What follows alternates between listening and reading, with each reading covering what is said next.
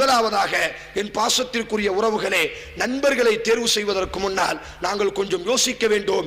சிரிப்பதல்ல நட்பு, அல்லது பேஸ்புக்கிலே ஆயிரக்கணக்கான நபர்கள் எங்களினுடைய கட்டுரைகளை கமெண்ட் செய்வதோ லைக் செய்வதல்ல நட்புகள். உண்மையான நட்பு என்னவென்று சொன்னால் முதலில் நாங்கள் யோசிக்க வேண்டும். முதலில் நாங்கள் நல்லவர்களை எங்களினுடைய நண்பர்களாக தேர்வு செய்ய வேண்டும். நபி ஸல்லல்லாஹு அலைஹி வஸல்லம் அவர்கள் கூறினார்கள், லா துஸாஹிபு இல்லா முஃமினன். இமாம் அஹ்மத், இமாம் திர்மிதி இந்த ஹதீஸை சஹீஹாக்குகிறார்கள். லா துஸாஹிப், நீங்கள் நட்பு பாராட்டாதீர்கள், இல்லா முஃமினன், இறை நம்பிக்கையாளனை தவிர மற்ற யாரோடையும் நீங்கள் நட்பு பாராட்டாதீர்கள்.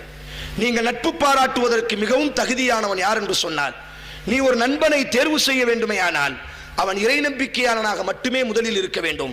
இனி ஒரு ரிவாயத்தில், இல்லா தக்கியன், அல்லாஹுவை அஞ்சக்கூடியவனை தவிர மற்ற யாரோடையும் நீ நட்பு பாராட்டி விடாதே.